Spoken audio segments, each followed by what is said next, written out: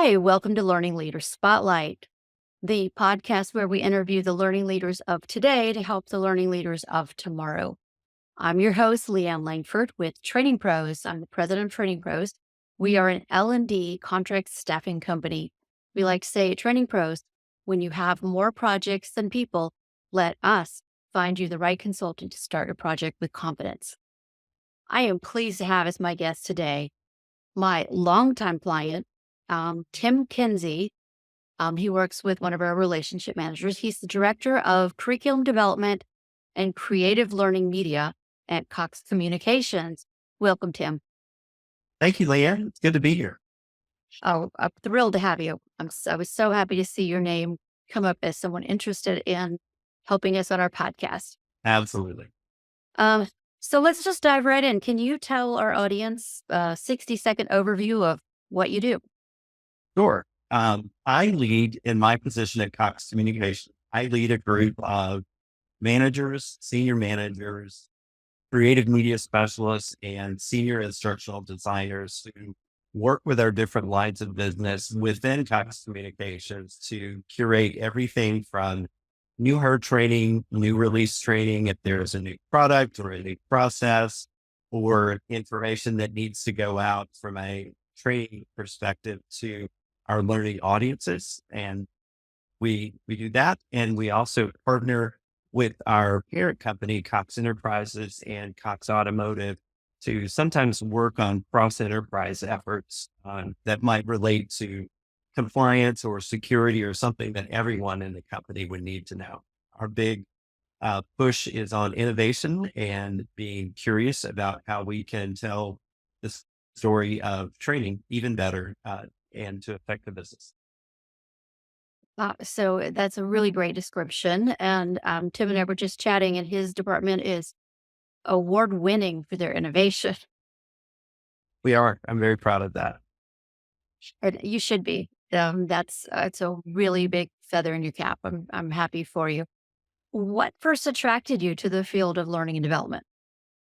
That's a great question. When you see one of those tests online that talks about, are you left brained or are you right brained? Which side of the spectrum are you if you're not entirely sure. So every time I would take one of those, that little dot would land right in the center. So right brain folks are creative, left brain folks are analytical, and I fall right in the middle in loving both of those. So whenever I've been in jobs within an industry, so I've worked in the insurance industry, I've worked in telecom, I'm now at Cox Communications. Whenever I've been in a role that leans more towards the analytical, it's good, but it's only fulfilling for a certain amount of time. When I've been in roles that lean more to the creative, which is when I first got into learning design and training facilitation, that was good, but it didn't solve the other side of the needs that my brain had. So in managing a group of professionals who create training, and then we measure the results of that to see how it affected our audience, and if we were able to provide lift to the business, is when I'm most happy. And I feel most satisfied when I'm getting to exercise both sides of the brain. Any one of those, and something just feels like it's missing.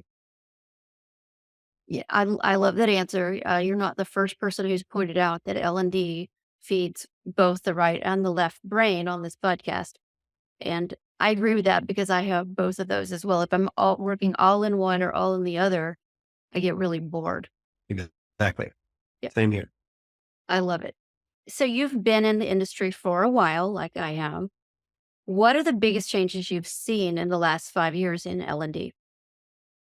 In the last 5 years, what's interesting is if you look at a timeline, obviously the pandemic had an extreme effect on everything globally, but in terms of training, it obviously boosted more virtual learning and on-demand training as opposed to instructor-led training, where you have learners in a classroom with a facilitator.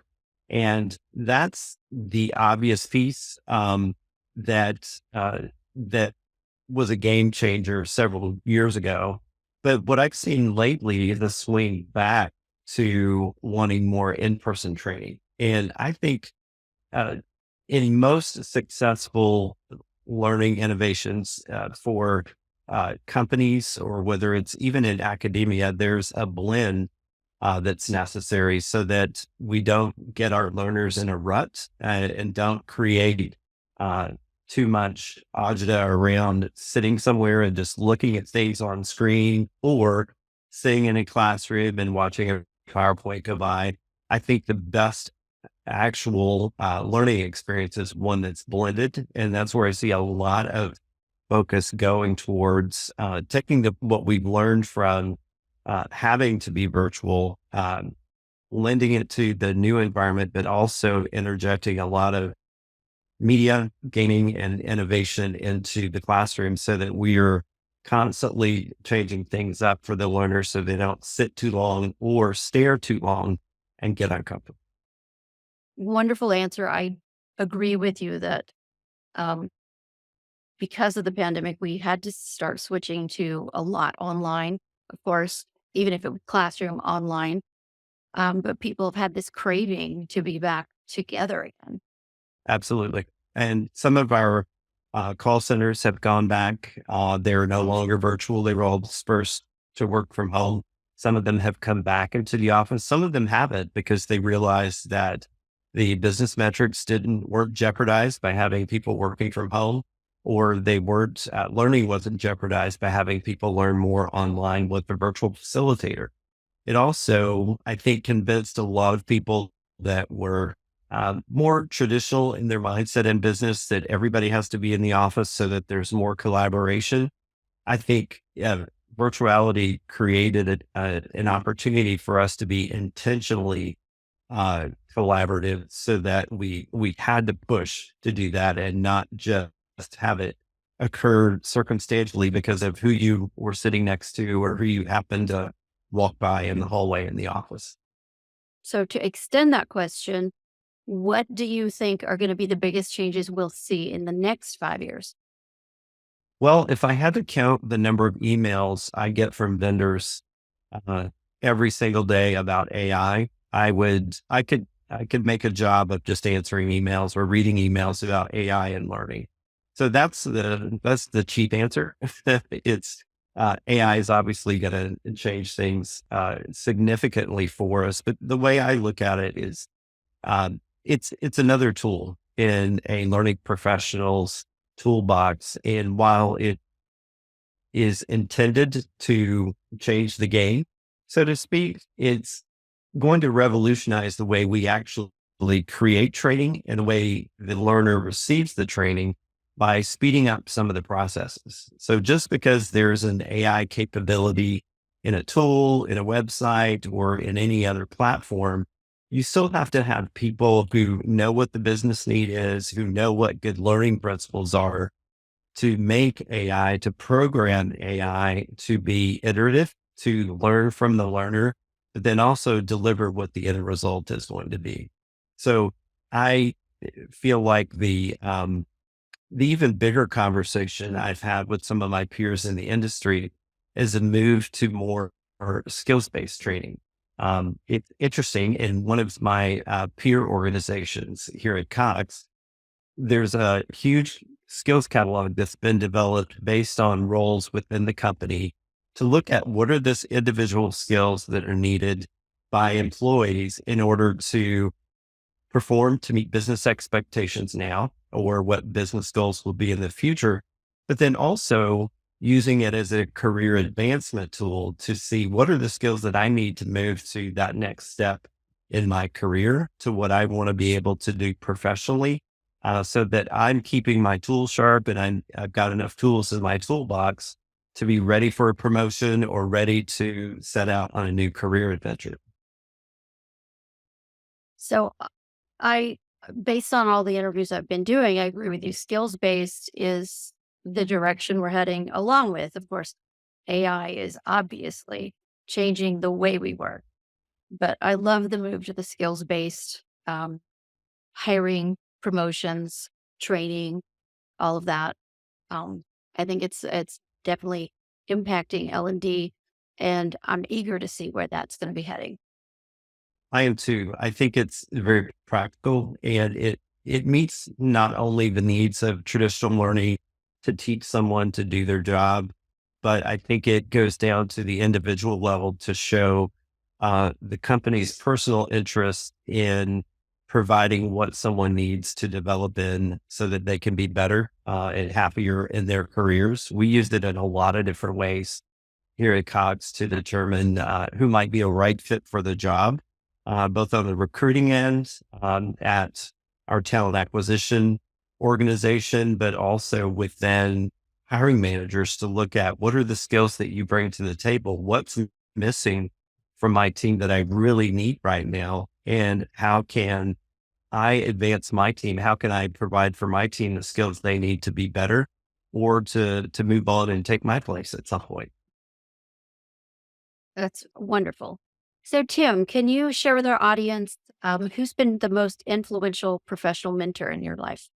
Absolutely. And I'll even name his name. When I worked for Safeco Insurance Company, I had the privilege to have as my immediate leader, a vice president named Daryl Coleman. And I felt like every time I was with Daryl, I was in an executive coaching session. I was benefiting from his executive presence and his experience, not just within learning or business, but looking widely at leadership and corporate change and business results, and how learning sometimes at that time had been separated from business results.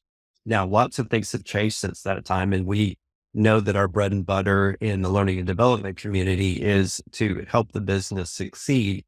But what I got from Daryl in looking at how organizations change and shift, and a lot of times those things happen very frequently in corporate America, organizational changes, reductions in force, but to look at those things as opportunities to see what's missing, what's needed, how is it that learning can prepare people for not only the change management to work in a new space and understand the new landscape in their particular department or environment or company, but also be on the leading edge of helping people along and helping people get through that change curve, and also being aware of the things that may have not been thought of in an organizational change, to be vocal and to be curious about how learning can be a voice for the good of change in the organization. That's a great story. I'm a big proponent for the mentorship situation. That's why I asked this question. I think all of our listeners who are trying to move forward with their career, they don't have a mentor. They should be actively looking for someone to mentor them and help them along with their career. Absolutely. We have a mentorship goal, or it's not really mandated. It's highly encouraged at Cox and within the industry to learn and to grow. And we have something here at Cox called the Mentoring Marketplace, where you can shop for a mentor or a mentee, based on skills and what they have and what you want to learn. But one year I decided I wanted to take more of a buffet approach to mentoring. So there wasn't one person that I wanted to look to and learn from. There were about five. So I decided for 3 months of the year, every 3 months, I was going to have a different mentor that I could work with to learn a different perspective, whether that was in people solutions or marketing and brand management or HR specifics and analytics or finance, just to be able to have a more well-rounded experience. And the great thing about mentorship, whether you're the mentor or the mentee, is if you've got a heart that's curious and you want to learn, it's a great way to pick things up that you won't necessarily get in your day-to-day work. It's a wonderful story, and it's brilliant of you to seek out a different mentor for each area and really lean into that. I love it. Thank you. What is what's the skill you find the hardest to find in people right now? It's interesting. As I think about the types of people that we hire, so I mentioned that we have senior learning designers, we have creative media managers, people that are adept at video and micro learning and gamification. I've got leadership roles on my team. I've got analytical roles on my team. So in terms of the technical skills, none of those are really hard to find. If we have an opening and we post for that, we generally have a good pool. But once we narrow the pool to the folks that have the exact skills that we need, I'm pretty picky as a hiring manager, as most people are, because I want someone on my team who is going to be always thinking in a curious mindset of how can we do this better? Or have what I have on our team is our team question is, how might we be able to do this? If things that seem impossible or things that have been done before and haven't worked, just that creative curiosity and the magic sauce that I tell my leaders and my team is the thing that will get you hired. And the thing that keeps you on our team is intellectual curiosity. So it's not enough for us to have someone who can create wonderful training or can use the tools in a great way. They've got to have remarkable people skills. They've got to have business acumen, and they've got to have a curious edge as to understand why something it works the way it does, or how might we tell the story of what's needed in a particular learning project. Because it's one thing to just tell, here's what you need to do in a training module. Here's what you need to do. Here's how you need to do it. Here's the platform or the technology that you need to do it in. Here's an assessment. Great, you passed. Go do your job. But as we curate learning, I want our folks to think beyond the what. I want them to think about the how and what is going to be the experience of the person, not while they're taking the training. That's important. But after they take the training, are they going to be able to walk away with everything that they need to be confident in what they've learned and to perform what we've asked them to in terms of their behavior or how they perform their jobs? So put it in a nutshell, I'm looking for people with intellectual curiosity, and the skills piece, the technology piece, and all the tools piece are, those are great.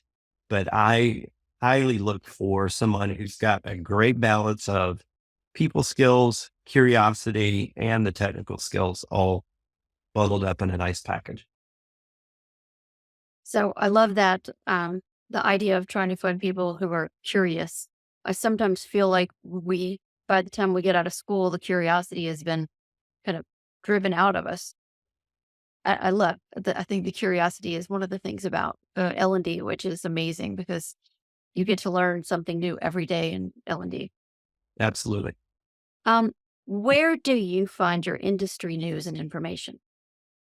I find it everywhere. I mean, the traditional sources from the Association for Talent Development, ATD, newsletters, training magazine, the Learning Guild, white papers that some of our vendor partners and you yourself have shared with your customers. I think there's something to be learned everywhere. I get learning ideas and creative ideas, and also where the business is moving from the news, from magazines, from the internet.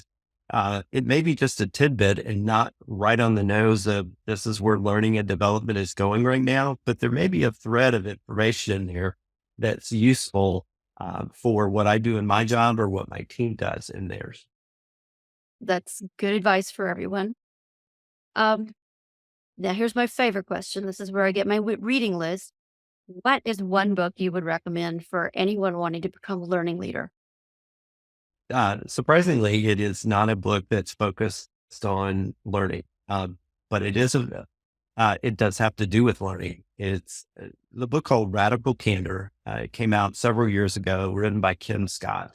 And to me, it should be leadership 101 for anyone who wants to be a people leader.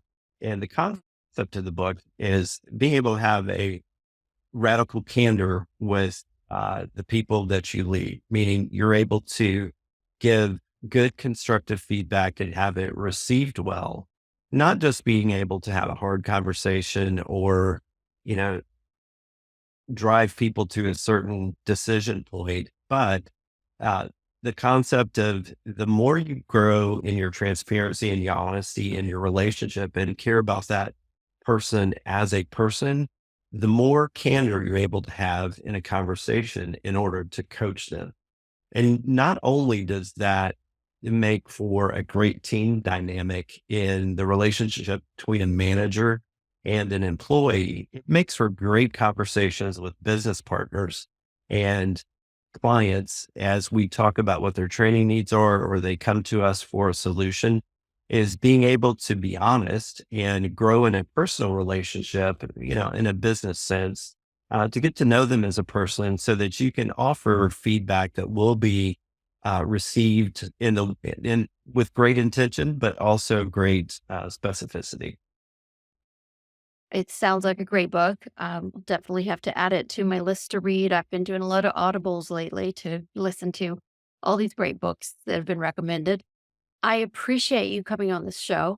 I think you've provided a lot of good information for our audience. I hope you've enjoyed the process and enjoyed sitting here with me. Absolutely. It's always a pleasure. I can't say enough about how much Training Pros has done for our team and just the partnership that you and Lori provide for us. And that's not a plug. I wasn't paid or prompted to say that, but I appreciate it, and I'm always happy to lean in and have a conversation to talk with you or anyone on your team. Thank you. I will make sure Lori gets to hear your nice comments about working with her. And I've been thrilled to have some time working with you before Lori was here. And I definitely, we appreciate Cox Communications and you, Tim. So, as our thank you to you, we are going to be planting 5 trees in your name. Wow. We plant trees as our charity. Every time we put a consultant to work, we plant a tree. And for you, we're going to plant 5 trees in the urban reforestation project. So we're trying to help plant trees in urban areas that have a dearth of tree. They don't have the trees they need there. And I'll send you a certificate about that. And again, that's our charity. We have planted 4,000 trees to date. Wow. And that's it for this week's episode of Learning Leader Spotlight. I hope you enjoyed the episode, and I hope you tune in next week to hear from our next learning leader. Thank you to Tim and Kinsey, and everyone have a great week. Thanks.